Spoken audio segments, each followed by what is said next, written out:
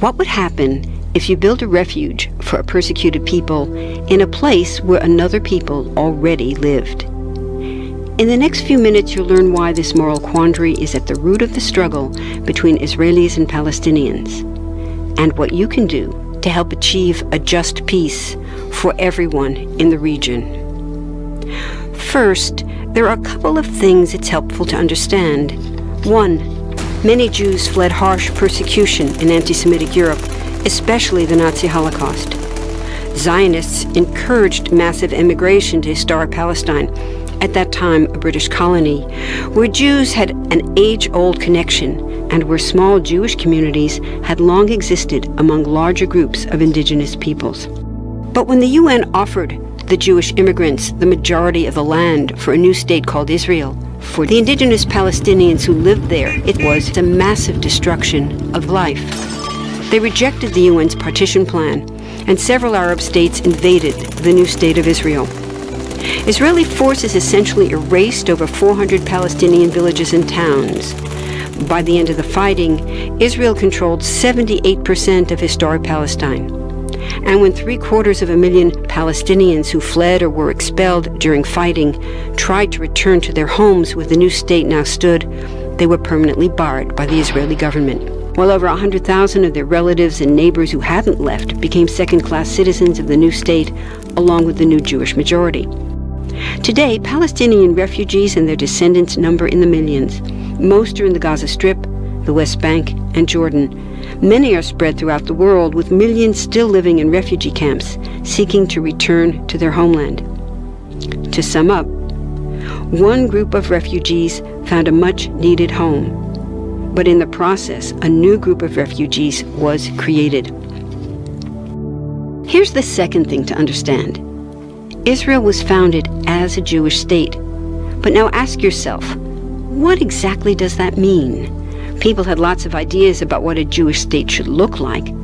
Some called for equality for all citizens. But what was created, in practice, was institutional discrimination against non-Jews. In other words, Israel ended up being built on a blueprint of exclusion.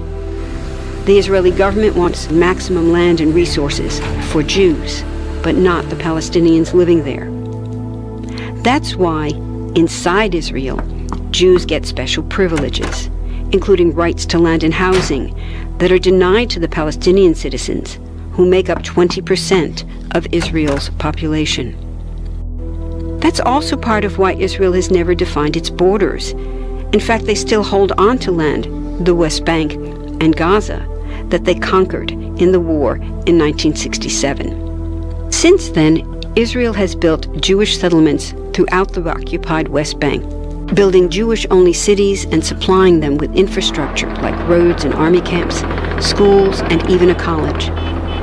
Military occupations are meant to be temporary, but after 40-plus years, this one looks permanent and entirely unjust. In the West Bank, Israeli Jewish settlers and Palestinians live on the same land, but must live under two completely separate and unequal systems of Israeli law. The Jewish settlers dominate the natural resources, including water and agricultural land, and they're backed by the Israeli army.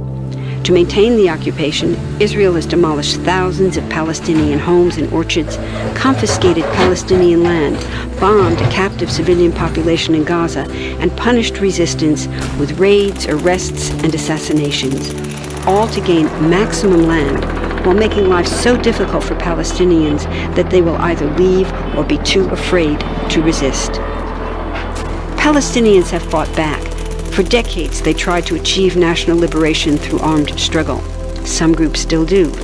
But the majority now support popular protest instead.